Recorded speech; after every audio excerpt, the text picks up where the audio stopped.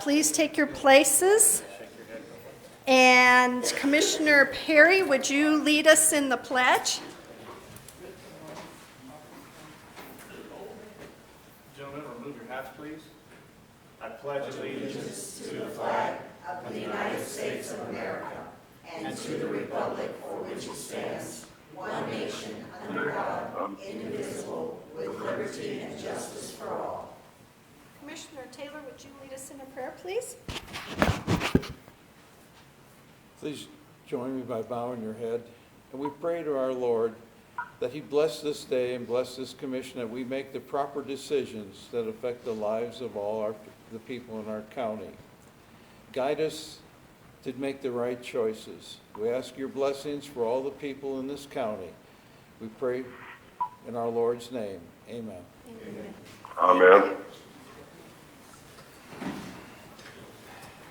Thank you. All righty. Cindy, we have 3 commissioners, and Calder is on the phone. Do we have a quorum? Yes, ma'am, you do. Thank you. Okay, approval of minutes. We have minutes that need to be approved from February 23rd. Do I have a motion? Madam Chair, I move approval of the minutes of February 23rd. Right, February 23rd. Okay, we have a motion made to approve our minutes from Commissioner Taylor. Second. Second from Commissioner Ezell. All those in favor, say aye. Aye. All those opposed, same sign. Okay, we have approved our minutes. All righty, and now we have a presentation from Constance Williams. There you are, Constance. Hi. Constance is from Senator Ben Ray Lujan's office. You are Constituent Services? Yes, ma'am. All righty. Yes, ma'am. Would you like to address the commission for us? Yes, I would. Thank you very much, Commissioners, County Manager Williams, for allowing me the space to come and do a short constituent services presentation. My name is Constance Williams, and I'm a licensed master social worker. I'm in the Portales office, and I work for Senator Lujan. I wanted to come and kind of talk a little bit about what our office does, and so this is the PowerPoint presentation. Are you the? Yeah. Okay, no worries. So you can go ahead and click to the next one. So a lot of people may or may not know about Senator Lujan, but he was a congressional representative before he came into the Senate. I started with his office just a few weeks really before COVID hit on the House side, and then came in onto the Senate side. So he's from northern New Mexico, but as a Senate office, we help represent the whole state. And so he's lives in Nombay, which is northern New Mexico. He's on multiple committees that are definitely beneficial to our area. One of those is going to be the Ag Committee. County Manager Williams and I were able to meet in person last year whenever the senator came down to Clovis to have a Farm Bill meeting, and it was really great to have him come and kind of speak to Chavez concerns. But if you're not familiar with Senator Lujan, like I said, I really love working for him, very engaged with the people. And on many ways, as a social worker, he kind of allows us the space to really be able to help people. If you'd go to the next one, please. How we can help, there are various ways that our office is able to help with a federal agency. If there's questions about correspondence or legislative concerns, grant searches, and then academy nominations. So basically, help with the federal agency really comes from constituents or local governments also who have issues with certain policies. And what's really great is that, essentially we need a letter from the individual or the government entity about whatever issue that is, and we'll make contact with that agency to kind of get more clarity, guidance on what the concerns are, and basically try to address those through a legislative means or administrative means. As far as policy and legislative correspondence, that kind of goes into the same realm. Like I said, we're a legislative body, and a lot of times people may or may not understand that limits our abilities with regards to investigations and things of that nature. A lot of times people say, hey, we need you to investigate this, and we just don't do that. We're legislative and work within laws and try to modify those. One thing that's really great about our office with federal grants is that between the delegation, they do have a grant-specific coordinator, Lisa, who she essentially will go and search for grants for local governments and organizations to try to help with that process, especially when you have smaller entities. Locating those grants are a lot of work, and so our office really tries to help lift that burden on individuals and organizations. And so we do that, and basically what you would need is we have a grant search form, and essentially you kind of tell us what you're wanting to look for, and we will find grants that are appropriate. One of the things that I always say about grants is that they're seasonal, and so sometimes you'll have one that's closed right now, but you could expect to see it open next year, so you're able to plan out a little bit more. And Academy of Nominations, you know, a lot of people don't know that our office is able to help with that, especially with junior and high school level students. So if you have any students in that in those areas that are looking at going into a military institution, you know, our office, as well as Senator Heinrich's office, does the process for that, and so we can connect you all with that. If you go to the next one. Casework, really great, I guess, highlight of our office, and especially as a social worker, is to be able to deal with casework needs that individuals may have, or, like I said, local governments. And so some of those specific agencies that we deal with on a regular basis are Social Security, the VA, Medicare. Immigration, IRS was a really huge thing during the middle of the pandemic. It's kind of like wavered off with that. But again, what we need is a letter from the individual, a release information that allows us to make contact with the agency on that behalf of whatever they're needing, and we are able to kind of get things taken care of in a timely basis. If you go to the next one, please. A lot of times, like I said, casework helps inform the legislative process.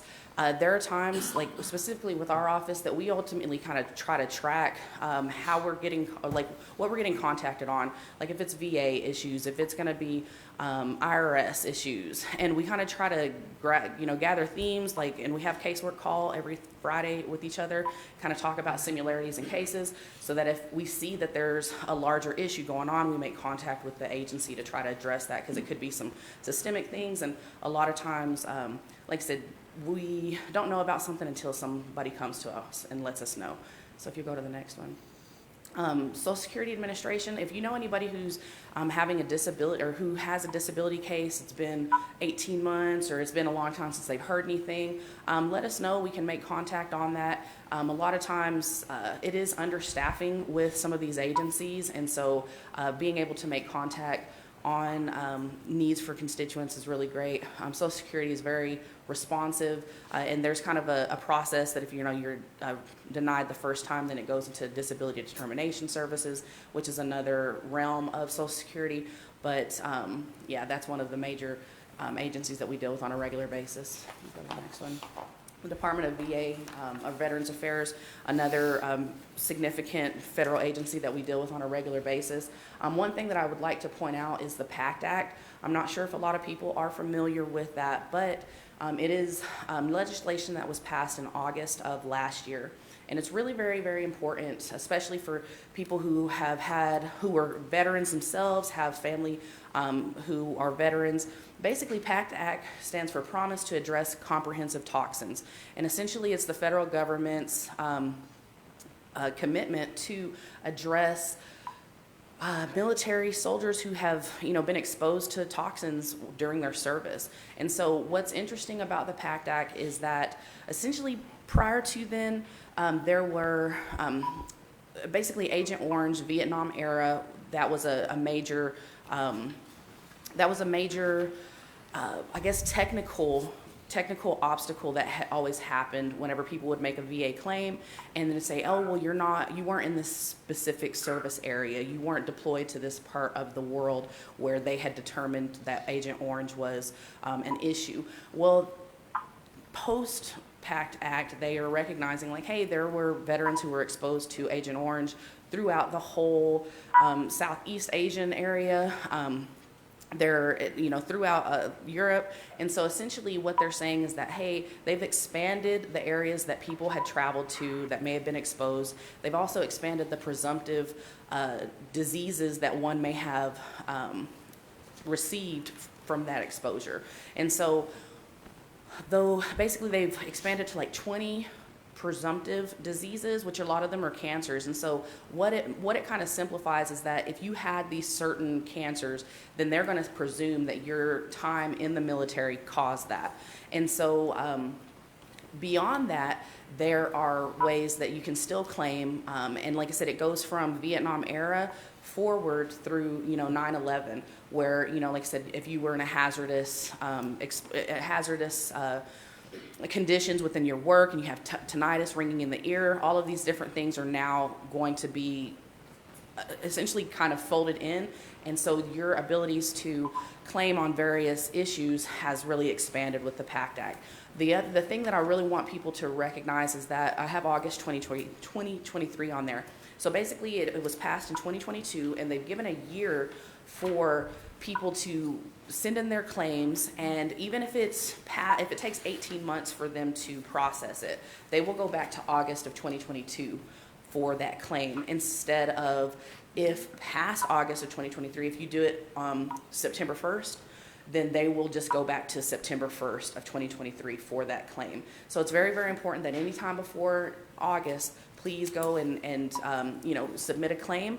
And this is also going to be retrospective to people who have already passed away. So if you have a family member who has died of a cancer and said they are Vietnam era, their spouses are eligible for benefits, their children may be eligible for benefits. And so this is really a very significant resource that I really want people to understand is there. And if you need any help with that, please let me know, and we'll definitely try to connect you. And like I said, it's just really, really significant. It's just opened up a lot of opportunity where, like I said, technically there were a lot of claims that were denied. And there are some people who have submitted claims that the VA sent paperwork and said, hey, please come and apply for this now, because you may have claimed this in the past and it wasn't eligible, and now it is. So very significant. Grant searches, again, we can sign you up for a grants weekly advisory. It's kind of broken down into issue areas, which is really helpful as well. And those are some of the continuous grants that are going on. But then we also have regular resources. They're just kind of, like I said, for somebody who might not be familiar with grants, it can be overwhelming, and so our office really wants to try to just help limit that burden, essentially. Another great resource is CRS reports. CRS stands for Congressional Research Services. I use that a lot, trying to essentially educate myself on different issue areas. Being in the Portales area, I know that I had requested a report about PFAS and basically the impact that's happened nationwide, for me to kind of figure out more about the New Mexico specific angle of it and how to, ultimately solutions that we could have for that. So you can go to the next one. Again, what we need in order to take any action on concerns that are brought up to us is a letter of release or a privacy release. Like I said, it allows us to make contact with the agency, because we don't want to do anything that you don't want us to. The other part is the letter describing the concern. For instance, IRS is one of the more specific agencies that, the release has to say, hey, it's going to be, I want you to help me with 2021 taxes or 2020 taxes. Like, it's not, you can't just do open-ended releases. And, that's for everybody's protection, because you just don't want everybody up in your business. So the only thing that we really can't do is get involved with legal matters, because essentially that's a separate branch of government. We're a legislative body, and so we just don't get involved with that. We'll try to make referrals to various entities such as the New Mexico legal aid and things of that nature, but we just can't get involved. And a lot of times people find themselves frustrated because, like I said, they think that we can do certain things that we just really can't do. The reason that we need a release of information is because the Privacy Act of 1974. If you ever need us to reach out with regards to medical issues, we will probably need a HIPAA form, which allows that medical entity that we're reaching out to to talk with us about your medical concerns. So we've had people that, maybe have had a major surgery, and have not been able to get a home care person. And so we'll reach out to Health Services Division and the state body to kind of get those things taken care of. Again, we have power of attorney and guardianship. Again, we try to really stick to, like I said, we need those releases because essentially it's that permission to do that. We had gotten contacted on a case, it was probably about maybe 6 weeks ago. It was a VA case. The lady had written in to our office and said, I think that this person is being taken advantage of. They're sending money to a place in Atlanta, and she gave us the address and everything else. And she said, I don't think that he has the capacity to understand what's happening. And so in that situation, I was not able to have him send in a release or anything because, again, she said, hey, he doesn't really have the capacity. I couldn't have her send in a release. So we just made contact with the VA, and their master lead social worker reached out and handled on that. So casework outcomes, like I said, a lot of times, I really enjoy working for the senator because people contact us and we're able to help in many cases. It's not every single situation that we are able to help, but we definitely are. And a lot of times people are hesitant to reach out to us because they feel like political affiliation may preclude help. And I always let them know, it doesn't matter about your political affiliation. You don't even have to vote for our office to help you. We just need to be able to help you, and you let us know. And so it was really good to be involved with both of these cases, and it's pretty cool that it's part of the casework presentation because, like I said, it's when you have kind of that breakthrough and people realize that it doesn't matter, as a social worker, it makes me really feel good because it's about getting people help and engaging in the process. So these are two casework outcomes. One was with taxes, and one was a disability case that had lingered for a long time. Go to the next one. Congressionally directed spending. Today is the last day for submissions on congressionally directed spending. A lot of times people may not know what this is, but essentially it is another way to allow for funding directly from Congress. And it's limited in what we can fund and what we can't, but it's specifically for nonprofits and local governments. For-profit entities can apply. But it changes from year to year. Really, last year was the first year that this kind of came back in since 2008. And so it's kind of like a evolving organic process in many ways. But there are certain federal agencies that have certain accounts that you're able to connect on. So, for instance, if you're dealing with water projects, the Department of Interior may be having certain programs that you can, hey, I have this project, I want to apply for it. And so our office is encouraging everybody to apply for all of the representative offices. And it really goes into it's a huge range of ways that we can help with that funding. But again, it is the deadlines today. If you're interested in that, I can send you all the information. It's a little bit longer form, but it's not something I don't think would take just, if you have some information, I think that you could get it taken care of. And essentially it's kind of going to be working through, committees will be meeting later on over these next couple months, and they'll decide that. And this is going to be for fiscal year 24, so it's not going to be this year's funding, but in anticipation of moving forward. So these are the social media links that you can go to if you want to try to keep up with the office. And if you go to the next one. Our office locations, we are in the midst of finally getting the Albuquerque office stood up. You'll be surprised how long it takes for the Senate to get an office stood up. We've been here 2 years now, and so Albuquerque's getting ready to come online. But I'm in the Portales office, and a proud Greyhound from Eastern, and just really, like I said, a lot of people don't know that we have a Senate office in Portales, and like I said, I'm in 7 counties around here, and with everything kind of just opening back up, I really am just glad that I'm able to come today to talk with y'all and meet y'all. I've met a couple, but I want to also introduce Lorena Valencia. She's behind me. She's our intern from Eastern, and she's going to be finishing up with us in May, but she came through in August and has been with us almost not quite a year now, but she'll be when it's all said and done. And she was part of the Farm Bill meeting as well, and just really good to have that student intern perspective that's not always there. So my phone number and email are on there, but County Manager Williams has that as well. And if you have any questions, please let me know, but we'd love to help you out any way we can. Thank you. Thank you. Commissioners, any questions for Ms. Williams? No? Thank you. I appreciate it. And thank you very much. Like she said, if anybody has any constituent services, be sure and get with Bill and he can get your information and stuff. We really appreciate this, and thank you for the presentation, and thank you for letting us know where you are. Yes, we really appreciate you being here. Are you going to be able to stay with us for our meeting? Yes, ma'am, I am. That would be wonderful. Thank you. Thank you. Okay.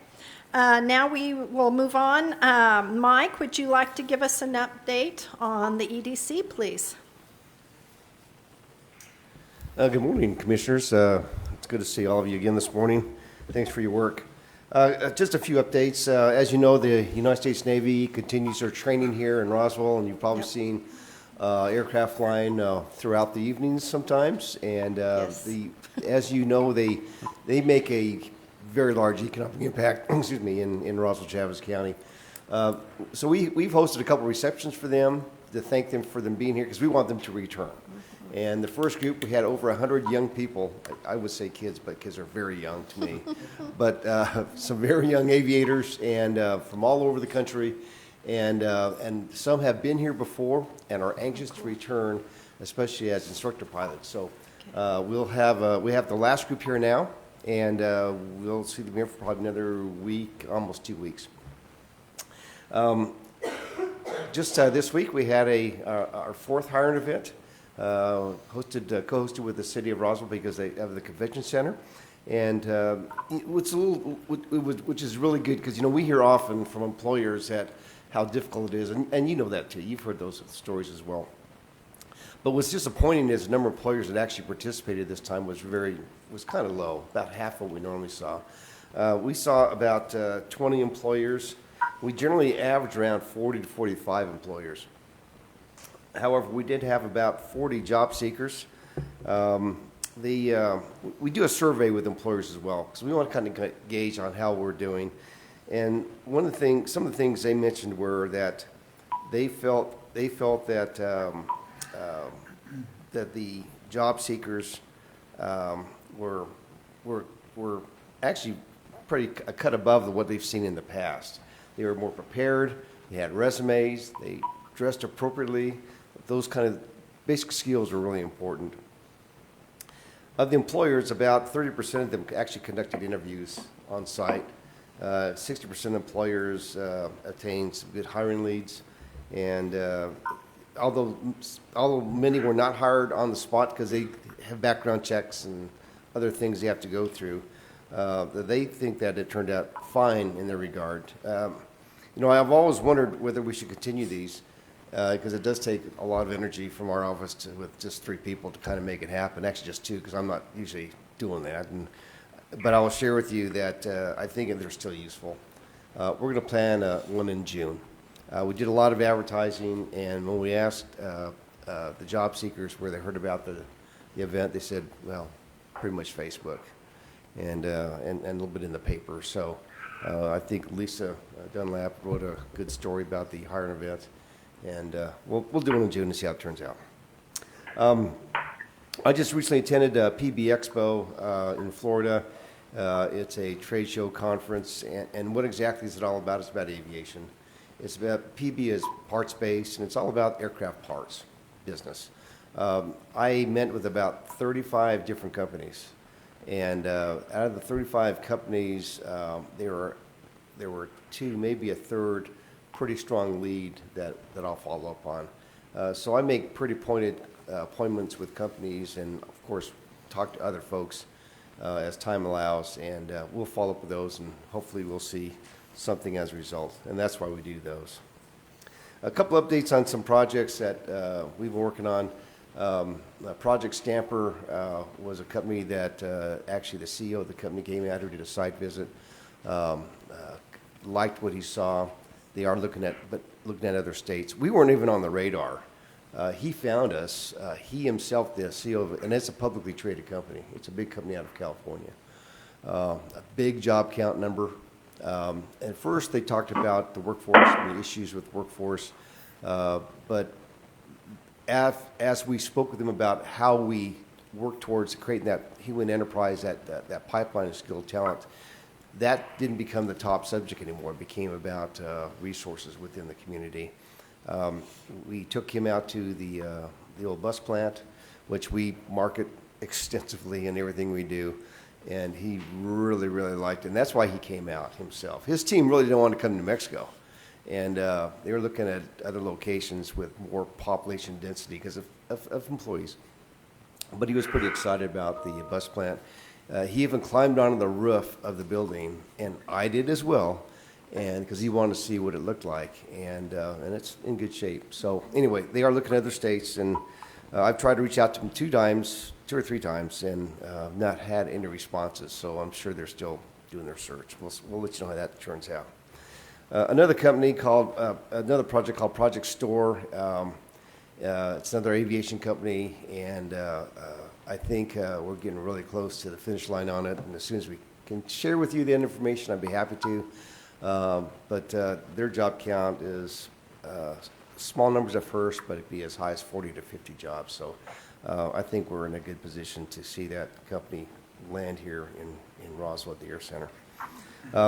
As you recall, during the last storm, if you will, we had our legislative reception up in Santa Fe, and Commissioner Perry was there, and I thought it was a fairly well-attended event, and the commissioner may have some thoughts on that or comments on that. But I think the turnout from our elected officials was very strong, and I think a lot of local folks appreciated the fact they were able to speak with them. I received a note from Representative Ezell, and she obviously thanked us for the event, but she said these words which I thought were very important. Those words were something to this effect, that she appreciated the ability to talk with people from home, and that's important for them, because sometimes I think, my opinion is, they get up in the roundhouse, and they get a little disconnected to what the people would actually feel. And so it's good to have that event so people can make those contacts and discuss about the issues that concern them. We worked on a couple of bills. Actually, I should rephrase that. We didn't work on the bills. We've asked our representatives and senators to take a look at a couple of bills that impacted a local business, and that would have put them out of business and would drove them out of New Mexico. And I think because of those efforts, those bills have stalled. Could have, but they've stalled, and looks like that business will be in good shape. We'll see in a few days when the session's actually over.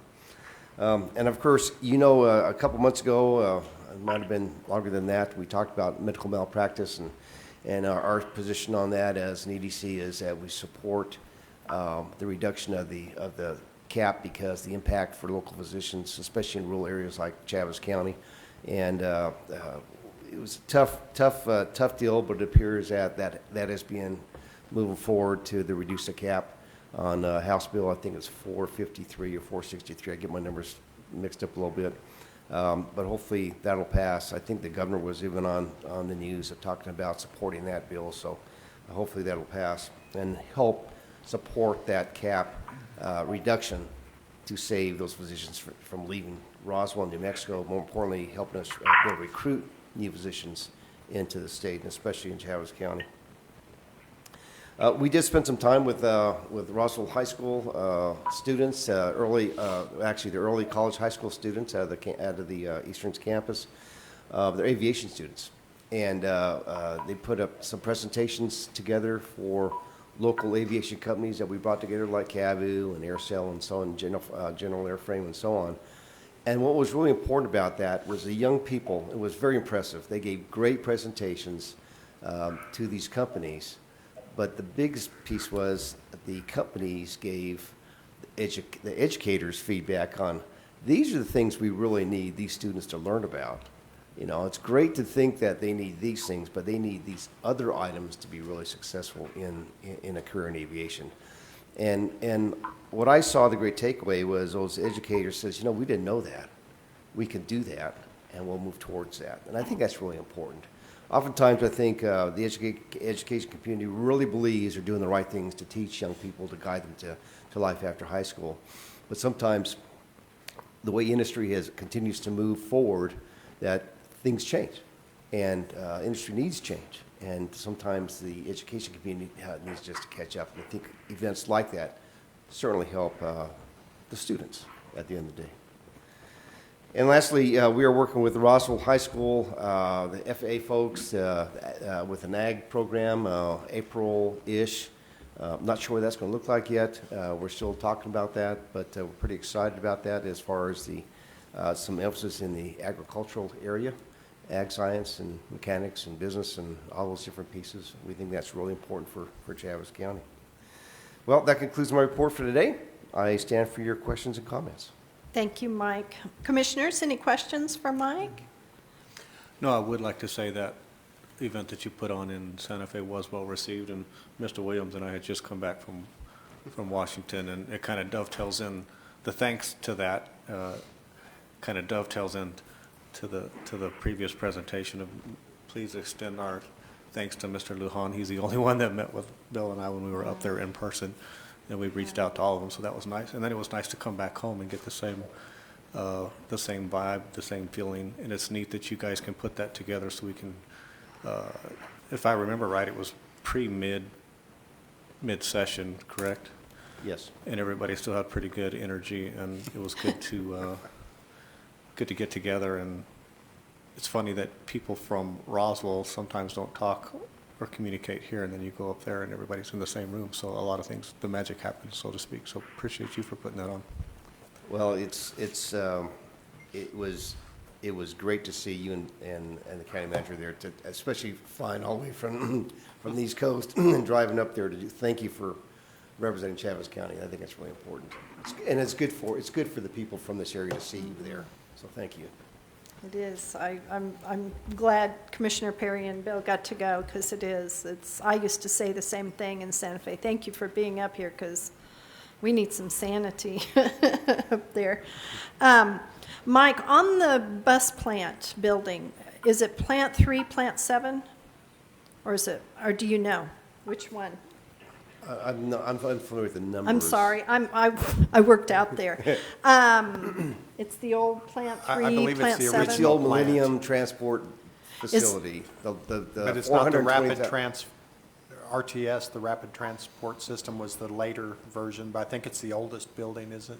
Well, Yes. Plant 1 was the old Yeah. hangar. So It's Dean Baldwin it's isn't in Plant 1? No, it's the Anymore? next one it's next to Dean Baldwin. It's Okay. 420,000 square feet. So Okay. it's that larger The larger. Okay. building. Okay, yeah, that would be the old Plant 3, Plant 7. Yeah. I can attest that the roof is just fine. My husband's company that he worked for, Richardson and Richardson, built Plant 7 onto the Plant 3. When Goliath happened, it collapsed where it met at Plant 3, Plant 7. So they were called for insurance, because insurance took care of it. So my husband had to go out there and assess the damage. And it is a new roof cap right there, and part of it was all replaced. So the roof is just fine up there. The one thing he did say was it was interesting. They found a few airplane parts up there. As airplanes go over it. Some things fall off, nothing big, you know. But as far as the Navy aviators, they fly right over my house. It is music to my ears. Tell them I love it, every minute of it. So it's a lot of fun to listen to them every time they come, because I'm in the flight path and I love it. That's the sound of freedom, and I enjoy it. Thank you, Mike. I appreciate you being here. Thank you. And Thank you keep very up much. with the hiring. Don't get discouraged. People are out there. Our graduates will be graduating in May, so maybe by June they will be looking for jobs. So just keep it up. You're doing a good thing for our businesses and our employers in Chaves County. I know it gets frustrated, but they're out there. We just have to find them and plug them in. Thank Yes, you, ma'am. Mike. I You're welcome. appreciate it. Thank you. All righty, and we have Tamara. Would you like to address us? You want just a brief update? Whatever, yes. And Drew? Drew's gonna come with me. Okay, Drew. But I'm gonna make him come with me at least, right? All right. Madam Chairman, Commissioners, they're actually going to give us a big presentation next month and tell us what they've done for the entire year, but. Oh, good. But Wonderful. as usual, they're very prepared to give us a on-the-spot, extemporaneous. A fly, yes. So Wonderful. Tamara Schubert, I'm the Family Consumer Science Educator and filling in partly with the 4-H position right now. Drew and I are kind of splitting it. That position has been extended until the middle of April, hoping that we get some more qualified applicants in. And we do have an admin position opening the first part of April as well. So we need those other job applicants coming our way. Through the FCS and the 4-H side, we hit 18,000 contacts just in February alone, with another 7,000 through our ICANN nutrition program that's going on in the schools. We're in our 3rd month of our Prevent T2 program, and we're seeing great results out of that right now. Not only lower A1C levels with our participants, but also better health levels and better liver levels. So it's having some different side effects than what we expected, but it's still on the great side. And we're heading into our 3rd week of our diabetic kitchen creations class, which is a cooking school for those with diabetes.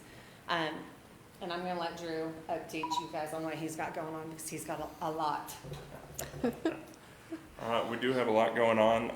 One of the big things that's coming up for us is last year we hosted the Southeast Ranchers Workshop here in Roswell. It was a joint collaboration between myself, the agents in Eddy County, Lee County, and Roosevelt County. And this year, sadly, it is going to be in Eddy County, but it is going to be in Artesia, so it's a closer drive for us.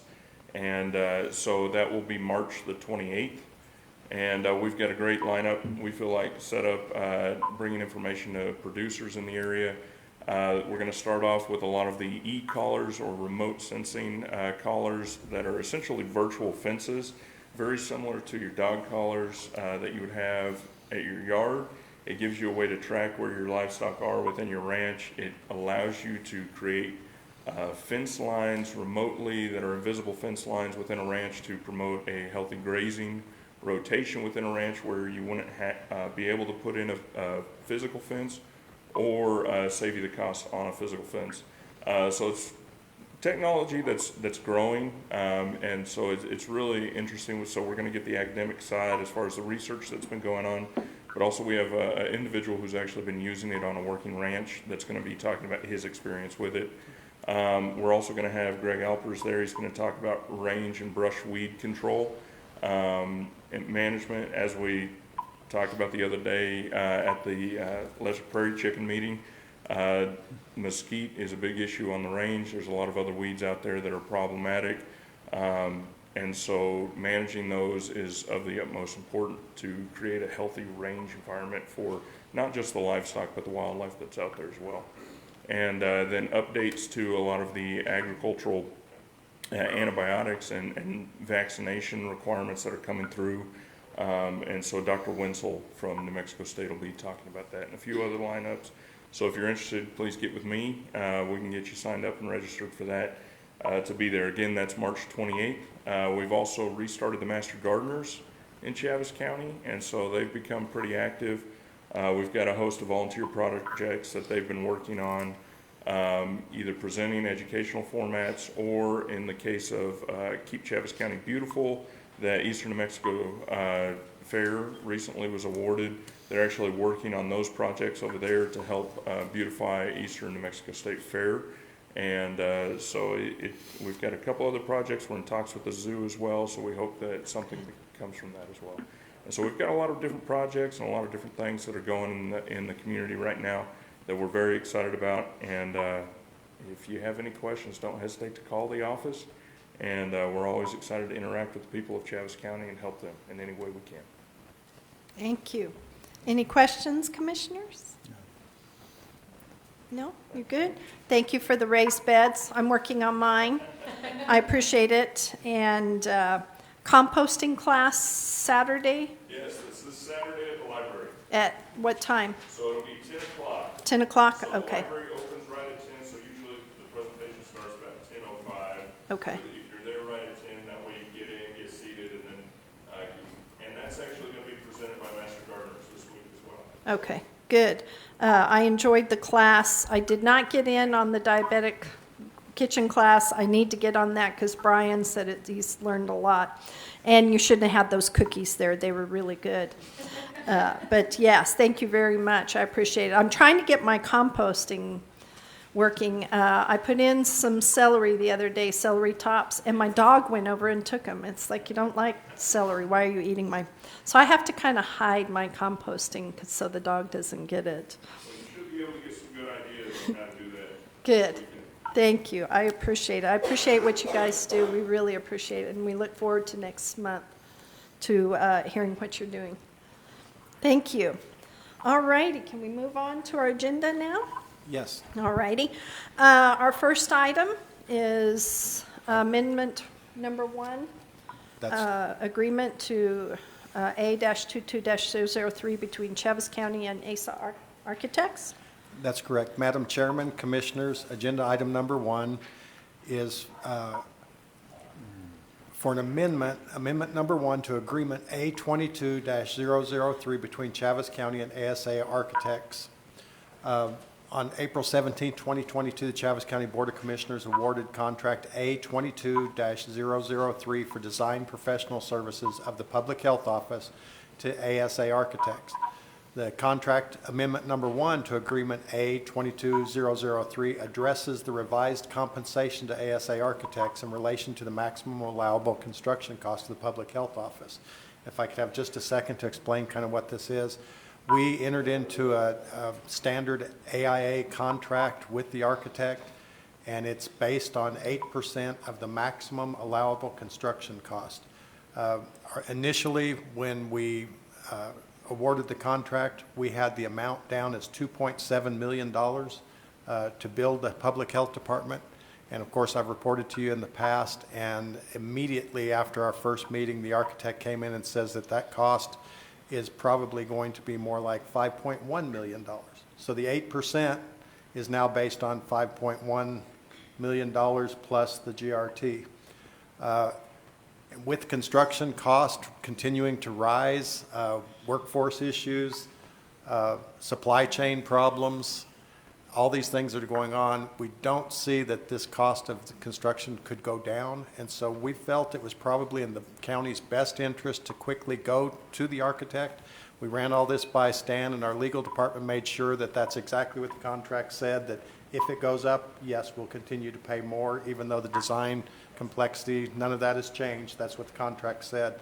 So we asked them to convert this to a firm fixed price contract so that we know that this is all it's going to cost us for the design. Shortly after our last meeting, when we discussed this and came to terms with the amendment and the firm fixed price remaining where it's at, they actually got some bid quotes for a similar building, smaller but same components in Las Cruces, where they have more contractors to bid on things than we generally do and generally get better pricing.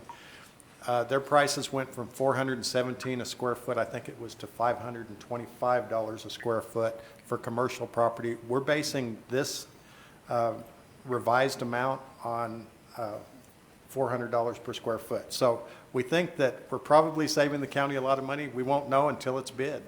But at this point, it seems that that's a wise thing to do.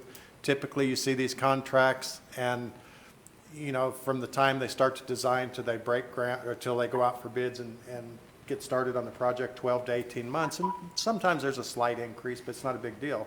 This one, nearly 50% increase in cost. We needed to nail this down and stop the design cost from running away with us. So staff recommends approval, and if you have any additional questions, I'll be happy to do my best to answer those.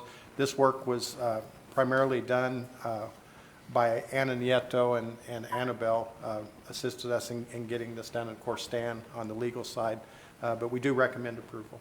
Thank you. All righty. Any questions, commissioners? No? Madam Chair, Yes.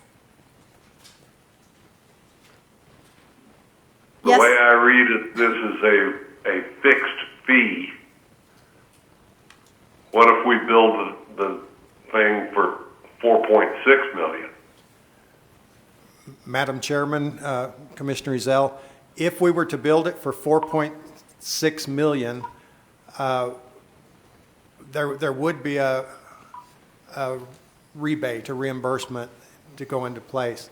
However, like I say, we've seen nothing except this rising and rising and rising. And yes, we do have some control over reducing the scope and the scale once it comes in. For instance, if the bids come in at 6 million, we have to start cutting things.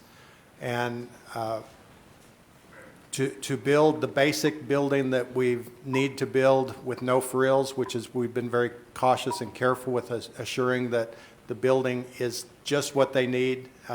And we've involved the Department of Health to make sure that they tell us exactly what they need, but we're not letting them drive this train. We're being very cautious and conservative with our funds.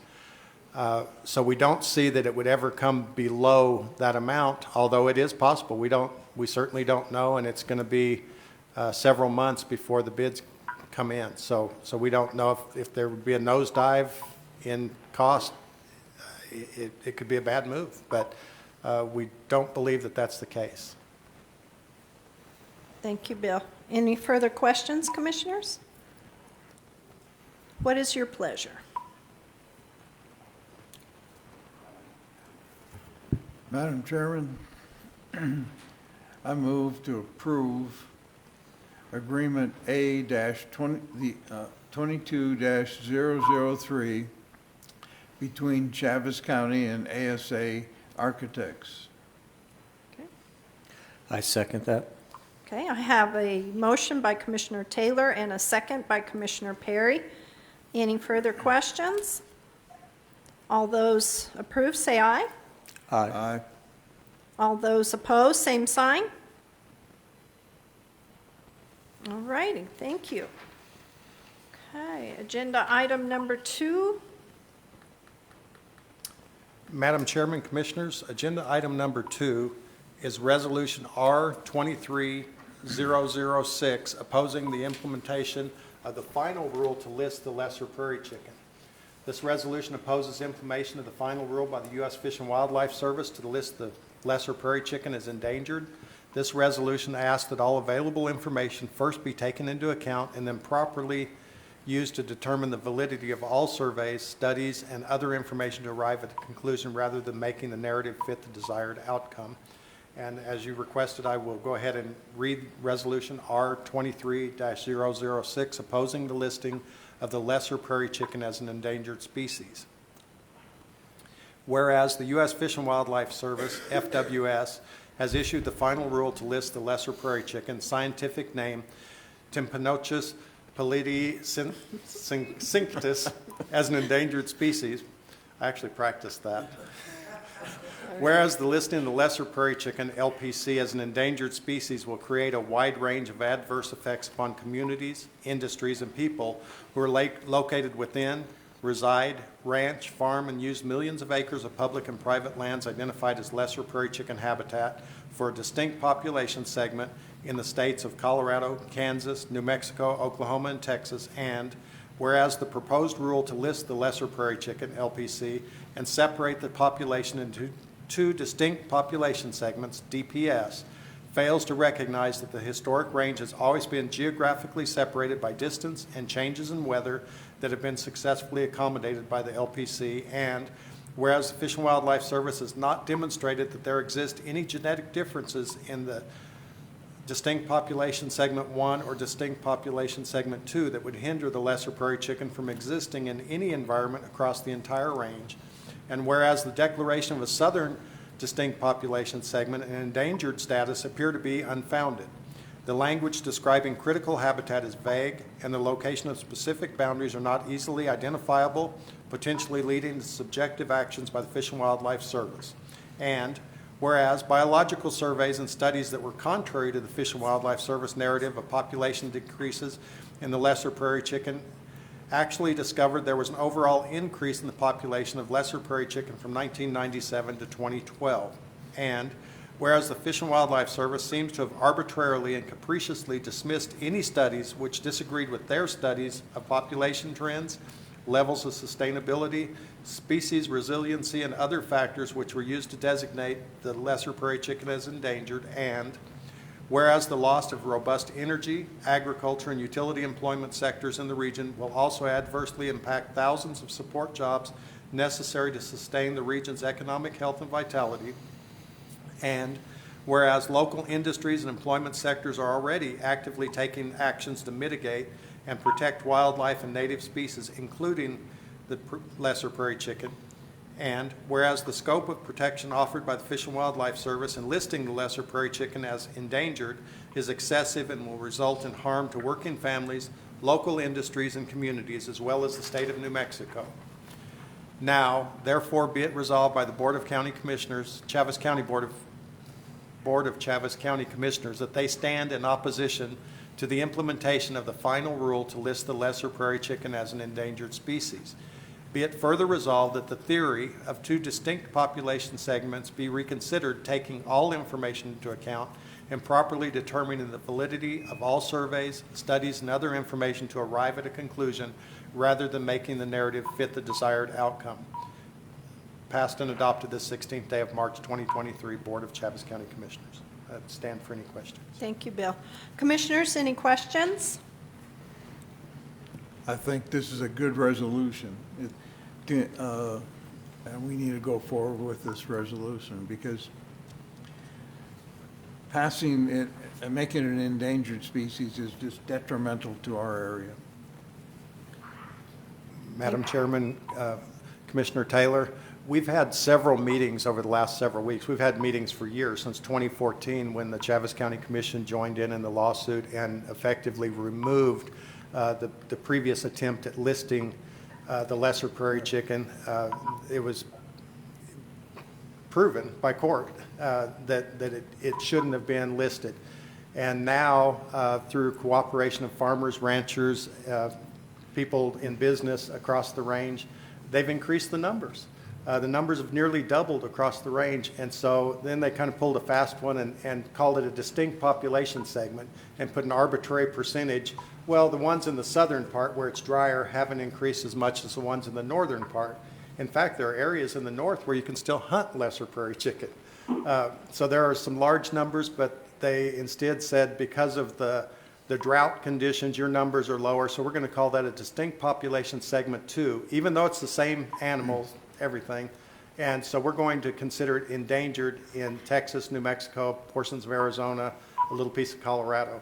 And so that's a real concern to the farmers and ranchers. And we've met, and Commissioner Perry and Commissioner Bilberry, former Commissioner Cavan, have had quite a few meetings over this last month. Well, we had this same issue come up years ago on the commission, when I was on the commission before, and it's not a new issue. It's just been around. I think we passed a resolution at that time against it.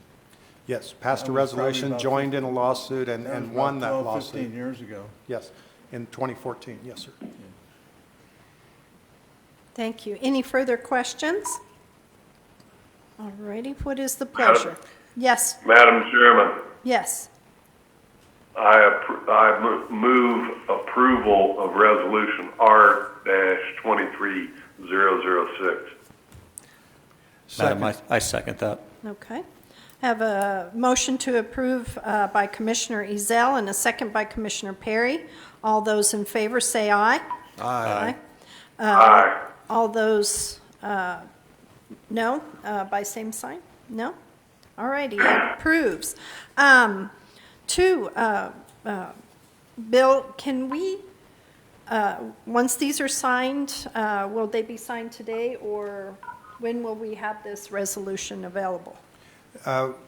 We can sign it today. We will sign that, if assuming it's all right with Commissioner Ezell, we'll put by phone on his line. We'll go ahead and get this signed and get it sent out Okay, across the region. And there are already 6 counties, I believe, who've approved basically the same resolution.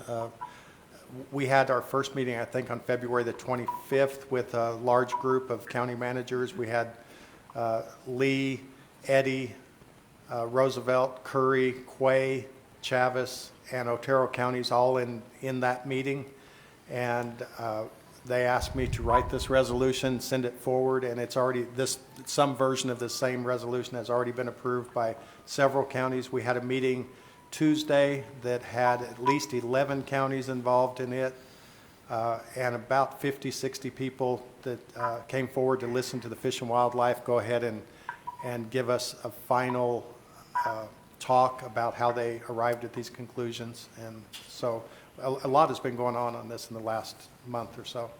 well, what I would like to do, if possible, have a copy of it and give it to Miss Williams to take to Senator Lujan. Yeah, I'd Would be that glad- be okay? Okay, glad to thank do you. that. Thank you. We would like for you to be our voice, if that would be okay.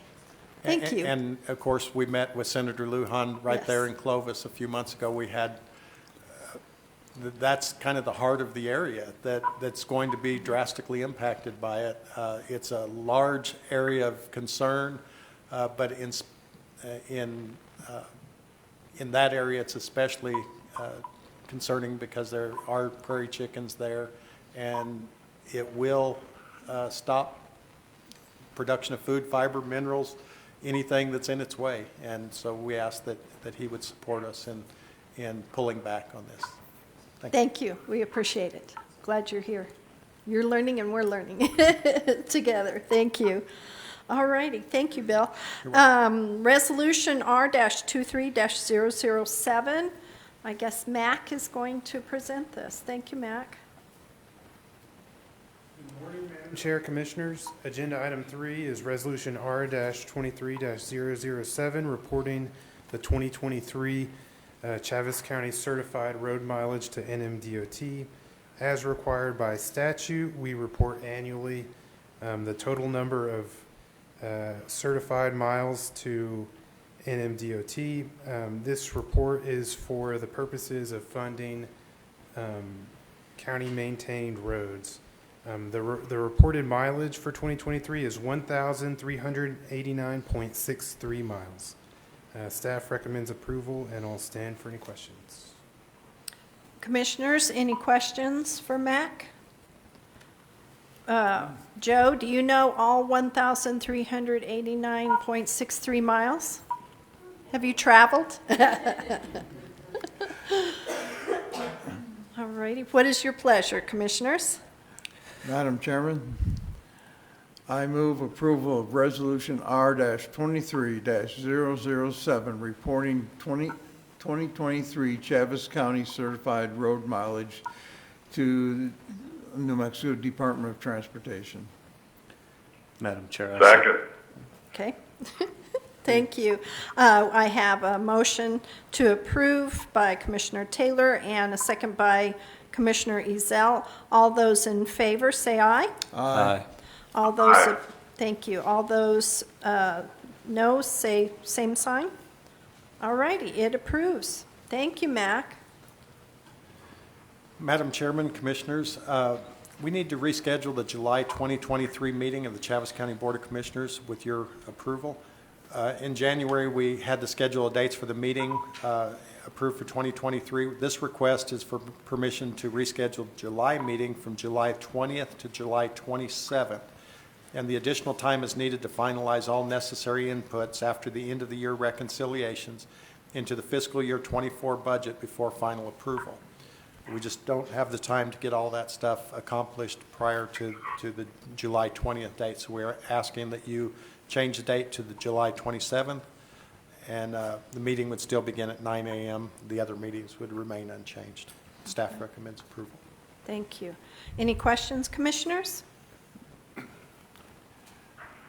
What Madam is, Chairman? Yes. I move approval of rescheduling the July 2023 meeting of the Chaves County Board of Commissioners until the date of July 27th, 2023. I second that. Okay. I have a motion to approve the change to our July meeting by Commissioner Taylor and a second by Commissioner Perry. All those approve, say yay. Yes. Yes, Yes. yays, noes, yes. All those, that approve, say yay. Aye, yes, whatever, yay. All those who disapprove, say no. Aye and Okay, yay. everybody get out your phone and change your schedule. I just changed mine. Otherwise, you'll be here and Bill will be the only one. Thank you. All righty, we are on agenda item number 5.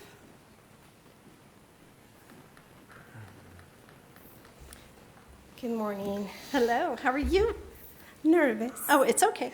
We don't bite. Madam Chairman and Commissioners, good morning. This is agenda number 5, requesting approval for out-of-state travel on behalf of the Adult Drug Court Program. There will be attending to the National Drug Court Program Conference, RISE 23, on June 26 to the 29 of 2023 in Houston, Texas. The attendings are Honorable District Court Judge Dustin Hunter, Jonathan Evan with the District Attorney's Office, Eric McMahon with the Public Defender's Office, Araceli Hernandez and Evelyn Zavala with the District Court's Office, Jay Timmons with the Pinwheel Hearing Services, and Matthew Rail with the New Mexico Rehabilitation Center. Funding for travel and per diem expenses will be funded through the Adult Drug Court Program Grant. Staff recommends approval. Commissioners, any questions? Okay, what is your pleasure? Madam Chair, I move to Go ahead, approve. Mike. Go ahead. Madam Chair, I move to request the approval of out-of-state travel on behalf of the Adult Drug Court Program. Thank you. Second. All righty, have request for approval for out-of-state travel on behalf of the Adult Drug Court Program by Commissioner Perry and second by Commissioner Taylor. Okay, all those for say aye. Aye. Aye. All those against? Okay, thank you. You did well, see? All right, moving on to, all right, it's going to take a little bit to get there. All righty, Mac, you're up for agenda item number 6. Madam Chair, agenda item number 6, for your information, is the 2023 Chaves County Annual Road Hearing Freeholder Report. Submitted is the freeholder report summary from the reviewing of the 23 road applications on March 8th. The freeholders recommend approval of all proposed road status change requests and new road requests. Additionally, they agreed to accept the road vacation requests for Walnut Draw, Phoenix, Cedar, Avenue B, 38th, 39th, Pine, and Spruce. The freeholders voted unanimously to deny the road vacation requests for Marley, Shoshone, Otto, Brasher, and Feliz Ranch. Per county policy, these applications will be rejected by the commission and no further consideration will take place, and the roads can't be reconsidered for a vacation for 3 years. As a reminder, the county commission is required to view the roads after the public hearing next month. This is scheduled to occur the week between April 26th and 28th, with the day and time to be determined at next month's meeting. And I'll stand for any questions.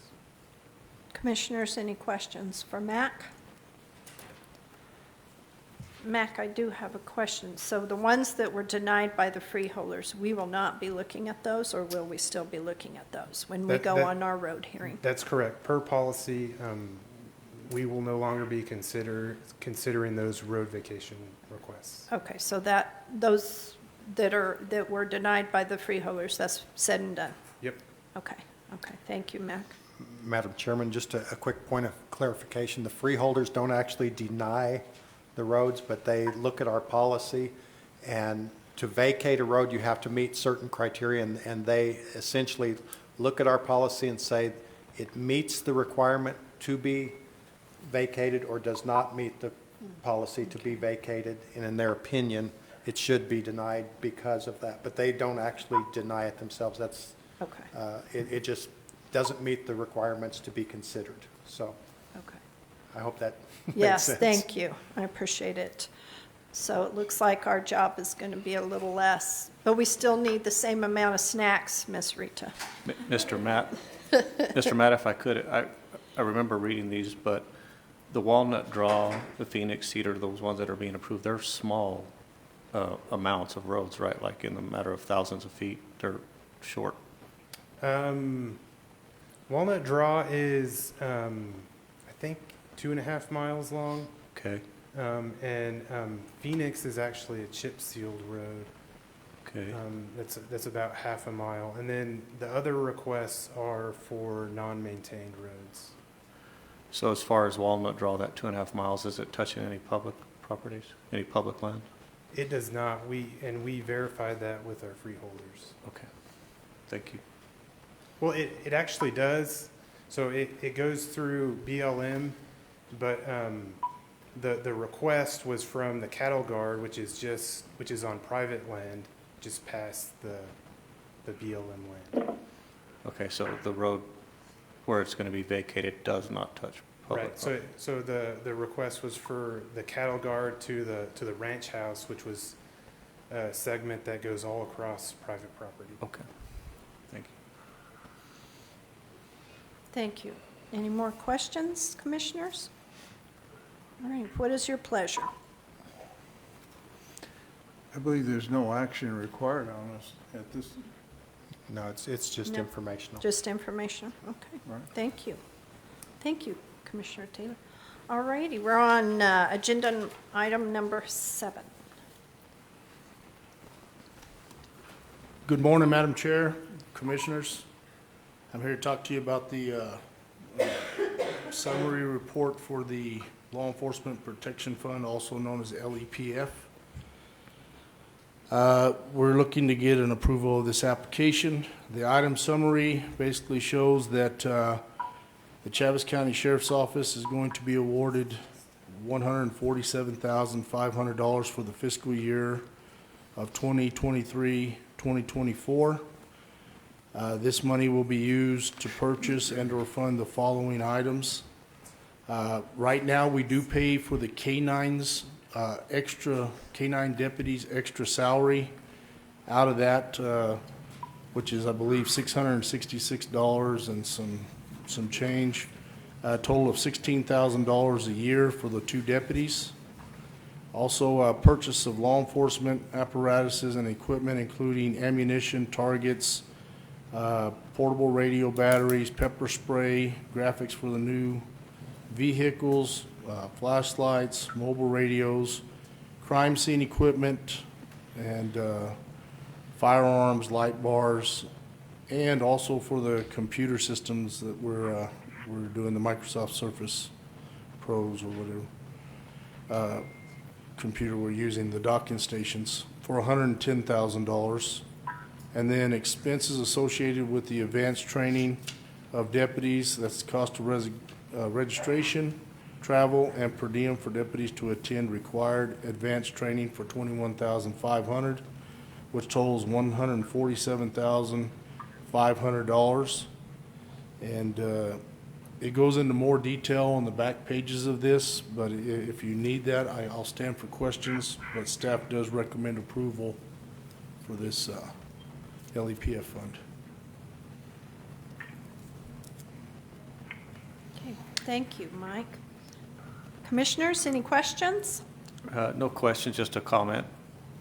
Great job with the presentation. I really appreciate what you guys are doing to try to keep the agency looking professional. Thank you. Because that's important. I think that's your first use option always, as you know that. So Yes. I absolutely support what you guys are doing. Thank you. Thank you. Mike, how much do the canines get paid monthly? It's $666 extra a month, plus some change. So that is For treats? For them, probably for arm and shoulder injuries they receive from holding those dogs on those leashes all day. But really, that is for having the dogs with them 24 hours a day. They take them home and they are a part of the family? They are part of the family. Yesterday, we had the canines out at El Capitan. We also took them to the Women's Republican meeting, and the difference between our dogs and attack dogs, these dogs love to be petted. And they will come to you and jump all over you if you don't. So it's good. I appreciate the posting of the pictures. I know the kids got a Yes. kick out of it. I appreciate Yes, you they do. keeping the people informed as to what you're doing. I think if they see you out there, they know that you and your officers are doing their job. Thank you, I That is appreciate it. correct. Thank you. Any further questions, commissioners? What is your pleasure? Madam Chair, I move approval of the Law Enforcement Protection Fund application in the amount of $147,500. Madam Chair, I second that. Okay, we have a motion to approve the Law Enforcement Protection Fund in the amount of $147,500 by Commissioner Taylor and a second by Commissioner Perry. All those in favor, say aye. Aye. Aye. Thank you. All those opposed, same sign. All righty. Okay. All right, moving- thank you very much. Thank you, Mike. Please tell your officers we appreciate them. All righty. Agenda item number 8. Hold on, we're getting there, we're getting there. All right. Okay, Mac. Agenda item number 8 is permission to publish for the 2023 public road hearing.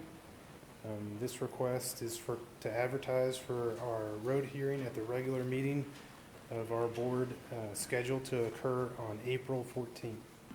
Staff recommends approval. Actually, it's April 21st. April 21st or 20th? 20th? Okay, it says 20th on here, okay. Any questions? Madam Chair, I move approval, permission to publish for the 2023 public road hearing. Okay, Madam Chair, I second. all righty. I have motion to approve permission to publish for the 2023 public road hearing by Commissioner Taylor and second by Commissioner Perry. All those in favor say aye. Aye. Aye. All those opposed, same sign. All righty. Thank you very much, Mac. All righty, what's next? Oh, wow. All righty, hold on just a minute. Got to get there. Scrolling, everybody scrolling. Okay, now we have approval of checks. Who is going to approve our checks today? Madam Chairman, I make a motion to approve the checks in the amount of $1,738,432.55. All righty, do I have a second? Madam Chair, I second that. Okay. I have a motion to approve our checks from Commissioner Taylor and a second by Commissioner Perry. All those in favor say aye. Aye. Aye. All those opposed, same sign. All righty. Approval of reports. Who would like to approve our reports? Madam Chairman, I move to approve the approval of reports. Okay. Second? Madam Chair, I second that. All righty. I have a motion to approve our reports by Commissioner Taylor and a second by Commissioner Perry. All those in favor say aye. Aye. All those opposed, same sign. Thank you. I appreciate it. All righty. On our agenda, now we come to unscheduled communications and are limited to 3 minutes per visitor and not to exceed 15 minutes. No formal action is taken by the commission. All righty, Rita. It's your turn. I asked the gentlemen if they wanted to go, and they said no. Oh. Is it just you today? Rita Kane, Madam Chairperson, fellow commissioners, Rita Kane Dorhofer, very narrow, unstriped Chicago Cubs mailbox, Mark Road. It's very narrow, and our weeds are getting really bad. I may have to get out the weed whacker myself and take care of them. All right. Anyway, as I told Sheriff Mike, Rita 1, pregnant, skunk 0. She Oh, was no. over 20 pounds. Oh, gee. Yes, Scott had to come and pick her up. Anyway, it's grant writing season, and as I talked to several people, we will be writing grants for Keep Chaves County Beautiful. Thank you so much for acknowledging us. There are several people, I'm not going to mention their names, who just take our money and don't say thank you, don't even mention us anywhere. Yep. Anyway, I've spoken to Scott Massey, and he spoke back. Usually I do all the talking, but he spoke back, and we're going to see what we can do about getting some trees, colorful trees, on the courthouse lawn, and he wanted purple sage. I'm more partial to red, but since he's going to plant them on the back on the Virginia side, so we are going to give money, probably about $2,000. We're going to ask the state for it, $2,000 to do something around the courthouse. Thank you, Joe, for whatever I need from you. You always say yes. We are not going to get any cameras this year because from talking to the two gentlemen, we don't have very good Wi-Fi out there, so that may be a problem. And last but not least, guess what's happening on the 30th of this month? Is it the first Cubs game? Yes. Yeah. Very. I'm going to go see a Diamondback game, so I'm ready. Diamondback and the Cubs, or just the No, it's Diamondback? Diamondback in San Francisco, I believe. Oh, well, that could be a It'll good be. game. Yeah. I have all your bets in. I know whose teams are what. So we will have a good year. If anybody has anything before we start writing the grant for Keep Chaves County Beautiful, it's due on the 14th of April. We will start writing it about 6 o'clock in the morning on the 10th. Anybody? All right. No? All right, thank you. Thank you, Miss Rita. Anybody? What did you? I think I heard some smack talk.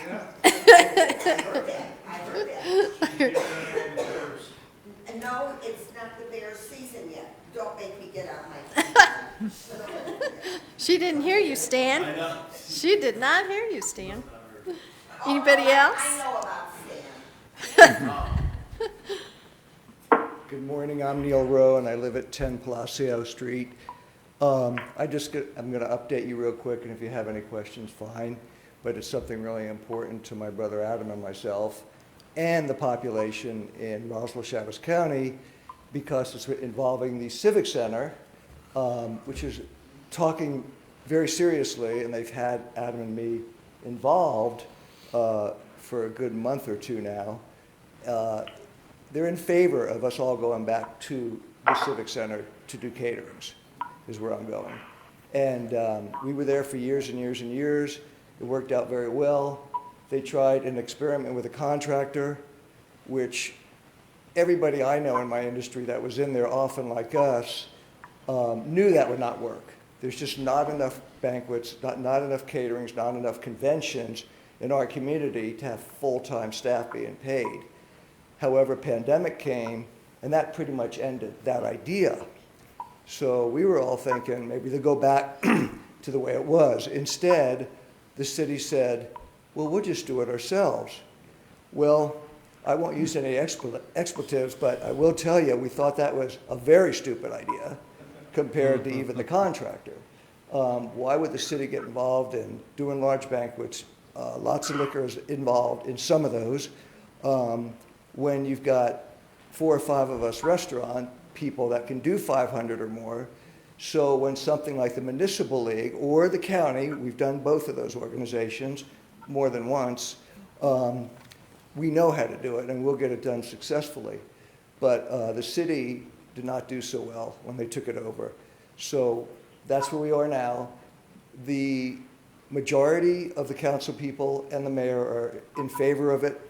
Where they're still talking is how do we do it? what's the rules going to be? What do we do with the restaurants that want to do it? What do we get from them? And I can elaborate on any of that, but I'll miss my 3 minutes. How come Rita always misses her 3 minutes? I was just curious. Because I'm Keith Chavis County Youth. Oh, that's a good point. Anyway, any questions or comments on that? I know it was in the paper, but we see it's a really good thing coming, and we're anxious to get back in there. They did have an experimental weekend with us in there, which was the Safari Club. Oh, that's right. And that was 350 dinners on Friday and 550 on Saturday. If you do the math real quick, we served 900 meals, and we didn't really struggle. I mean, we had to take it real serious, and the prep had to be done properly, and that's how banquets work. Thank you, and I understand that the food was marvelous. I didn't get to attend this year, but I Okay. have friends that did, and they commented how good the food was this year. Thank you. So I think Good it's to know. doing right. Anybody in the audience who has a city councilor or knows a city councilor, please get in touch with them, because this is a very important issue as far as economic development for our local restaurants. So thank you. I You're appreciate welcome. it. Thank you. Anybody else? All righty. County manager? Madam Chairman, Commissioners, we've had a pretty busy month with all kinds of things going on, but anyway, we survived and we're moving forward. First thing I want to do is talk a little bit about Anna Nieto. I did a presentation this morning on Anna's behalf. Anna was here on Friday, and Anna had a baby at 5:32 a.m. on Saturday. So I thought that was, above and beyond the call of duty. However, when I asked her if she's going to be to work on Monday, she didn't respond to me. So I don't really kind of know how to understand that. But want to welcome Brielle Merrifield. She was born at 5:32 a.m. Saturday, 7 pounds, 6 ounces, 19.5 inches. We look forward to meeting her in person. Her photograph, she should be a model already. So we're looking forward to that. I want to thank Constance Williams for coming to represent Senator Lujan's office. And as Commissioner Perry mentioned, he was the only person that personally met with us when we were in Washington a couple of weeks ago. And we appreciated him taking the time to do that and to hear our concerns. And it wasn't just Chaves County. I mean, we have 15 people or so in there from various counties in New Mexico. So he got an earful from all of us. And we appreciate you carrying the resolution opposing the prairie chicken listing to him. We just feel like all the science wasn't followed, and would hope that he would support us in that effort and try to limit the damage that will be done to southeastern New Mexico in our area. It absolutely will be done if that is listed. We gave an update to the Chaves County Land Council a couple of weeks ago. We updated them on the United States Forest Service Lincoln National Forest Management Plan and their plan that potentially could put 403,000 acres of Lincoln National Forest into wildlife, what's the term I'm looking for? Wilderness areas. There you go. Thank you very much. I just forgot there for just a second. Potentially could do 403,000 acres of wilderness areas within the 4 counties. Of course, Chaves County has a very small amount of forest. However, the people who are in Chaves County that are involved in ranching, that have grazing permits, they want to convert their lands. They have to have a minimum of 5,000 acres to be considered a wilderness area. And our ranchers both qualify for that. There's really 2 of them that are on the forest in Chaves County, and both of them would be drastically impacted. There were a lot of things that the Forest Service admitted that they did not know when they met with us the first time last March. They said they didn't understand or didn't realize that there were improvements on all these lands that were supposed to be wilderness areas. And that's a criteria. They need to be pristine lands, and we've constantly asked the question, what has made these lands more pristine in the last 50 years? Since 1977, they inventoried all the wilderness areas. And are the things that have made them more pristine the road that runs down the middle of them, the the community water supplies, gas lines, satellite dishes. I mean, there's a whole myriad of things that we've seen out on these lands that they want to convert into wilderness areas. We all believe in conservation. We all believe in doing the right thing and helping, but we don't agree with just a rampant take of lands out of the private sector and limiting the ability for farmers, ranchers, and other entrepreneurs to make a living and to create, you know, jobs, provide the food, fiber, minerals for not only for the United States but for the world. I mean, we provide at a much higher level than any other nation in the world, despite all the regulations that come down from Washington and through their agencies. So we brought that to the attention of the Chaves County Land Council. Of course, they're very aware of that. We also talked a lot about the lesser prairie chicken, the lizards coming back soon, the Dunes sagebrush sands lizard, I believe is what it's called. And it affects mostly Chaves and Eddy counties, Chaves, Eddy, and Lee counties. I'm not sure that it affects anyone else. So we definitely want to make sure that that is done appropriately if they do proceed to list it. Waters of the U.S. still a big concern of ours. The Carlsbad Resource Management Plan is still on hold, and so we'll be bringing updates on that stuff as we go. I want to thank all the other counties around. We've been standing united with them.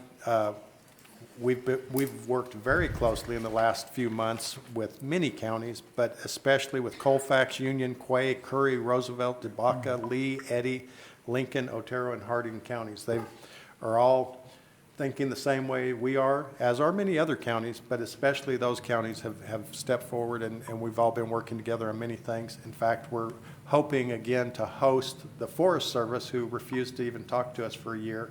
Had the meeting last March, said they'd be back to give us the answers to the things that they said. Just now getting some movement on that. We've proposed 2 dates, April the 10th and April the 17th, with them, so that they, the regional office and their federal people can get here for a meeting and hear what we have to say. They need to hear us out and bring back the answers that they promised us a year ago. I want to congratulate Adriana Zapata for her first presentation. Very well done. She's, of course, filling in since Georgiana retired, and she's doing a great job. And as you saw this morning, she's a veritable professional. All departments are doing exceptional work. And on that end, we're going to have an Employee Appreciation Day. And we'll take a long lunch on March the 30th. So we're going to break for lunch about 11 o'clock and probably go a little after 1. But we'll have a barbecue picnic style thing out behind the building. And so we will close for those hours so everyone can really enjoy it. But we have the best employees here in the county, and we thank them for all the work that they do. Thanks to all the people that came to talk to us about all the good work they're doing, the Cooperative Extension Service, 4-H, Rita and Keep Chaves County Beautiful, Neil being here for economic development purposes and his stuff. Of course, Mike's always here. He's selling our community to everyone, and we thank you for that. Thank you also, Lisa, for always being here to report for us. That's all I have. Thank you. Thank you, Bill. Commissioner Perry? Just take a second to echo what Mr. Williams said. If you can or from what you're hearing, we're trying to communicate with the federal government on a lot of issues that are affecting us at a county level. And again, I would like to say thank you to your staff, the Lujan staff, for showing up. As far as I haven't been here very long, but you are the first ones to show up and at least hear from the community what these federal mandates that are trying to be somewhat shoved down our throats, how they affect the local economies and the local people. So I appreciate you coming. On a I don't know if it's a negative or positive note, but look around, things are blooming. Allergy season is upon us. I don't want everybody to make a run to Walgreens, but you better get your stuff out because we'll probably run out here pretty soon. But be aware of that. And then the other thing I'd like to add is, again, I said it last time, March 24th through the 26th, the Golden Gloves is having the state tournament here at Roswell High School. They would appreciate if you would support them in their endeavors to go to the next level. It helps keep a lot of kids busy, during the outside time of schools. So those are activities that are needed, and it's good to show up and clap and appreciate their endeavors and show their hard work. Thank you. Thank you, Commissioner Perry. Commissioner Taylor? I'd just like to say, I think one of the, probably the most important thing on our agenda today, everything's important, but was opposing the listing of lesser prairie chicken. This is a subject that has come up many times in the past, and it affects this part of the country. And we just hope that, representatives from Senator Lujan's office, you take this message back, because it would have a definite negative impact on our area here. And it's very important that this does not happen. Because what would happen, it would be devastating to us. So we just hope that you carry that message back. Beautiful spring day, and I guess we hope it stays that way, but I understand we got some cold weather coming in, and all these beautiful trees may get frozen back again. And one last thing, tomorrow is the day to wear green, St. Patrick's Day. Wishing everybody a happy St. Patrick's Day. As my late father-in-law used to put it, on St. Patrick's Day, there's two types of people, those who are Irish and those that wish they were Irish. Yes. Thank you, Commissioner Taylor. Commissioner Ezell, do you have any words of wisdom from Santa Fe? Oh, very few. I know that daylight savings time went into effect last Sunday, and that is often controversial, but we should be thankful that it did, because it gives the legislature one less hour to do us harm. Amen.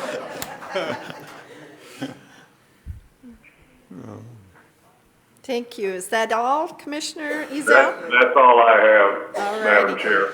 Thank you. Thank you, Commissioner Ezell. We are praying and praying hard for all of you up in Santa Fe. Session ends on Saturday at noon, so keep the prayers coming. There's a lot of stuff coming down. It's getting to the end. I know, as when I was up there, tempers are flaring and you get a little tired and you're ready to come home and be with friends and family and sanity again. So keep them in mind. Thank you for the Employee Appreciation Day. That's March 30th. It was fun last year. Mike, are you going to have another pie in your face? Okay, cool. Miss Cindy, questions. Have we received payments yet from our Secretary of State for what they owe us as far as our election? Madam Chairman, yes, we did receive a full payment of a little over $54,000. Okay, so they are up to date. 4 months after the election, yes, ma'am. Okay, good, nice to know. Okay, great, wonderful. Thank you to everyone that was here today. We all appreciate when we do have people that come up and address us and kind of give us your perspective. Thank you, Joe, Road Department. I took my trash yesterday and talked to one of your employees. We had a good talk about people and rude people that throw their trash. It just is amazing to me. But I have to tell you, Midway was absolutely not clean, but it was picked up. So people hopefully are getting the message. Hopefully our cameras are kind of helping with this situation too. So we'll just keep doing what we do, and hopefully people will understand that it is a service that we offer. Yes, you pay your taxes, but it's a service and it's a two-way street. We offer the services, but please be mindful that there are employees that have to go out there and pick it up when you just decide you're just going to throw it. Those compactors, I've never had any problems with them. I'm a little short, but that's okay. I can still get in there and get them opened and stuff. So, just be mindful of who is having to pick up that trash when you go out there and you just throw it. We do want to keep Chaves County beautiful. Get with Miss Rita. Thank you very much for doing, and I know they posted on Facebook what Keep Chaves County Beautiful was doing out at the fairgrounds, so we appreciate that. And getting the accolades for all of that. Get us some really nice blooming trees, Miss Rita. We need some more pollen in the air. I know I've got a high pollen alert from weather bugs, so, but it's nice to see everything out and blooming. And I'm trying to do my raised beds. I'm trying to see if I can grow more than 5 zucchinis this year, so we'll see what happens, but I'm going to keep taking the classes. So, but thank you to everyone. We appreciate all of you, and we appreciate our county. And as Commissioner Cabinet and Commissioner Bilberry said, God bless Chaves County and God bless our great nation. And we are adjourned, and commissioners, we need to go sign documents. Thank you. Thank you, Calder. Thank y'all. Have a good day.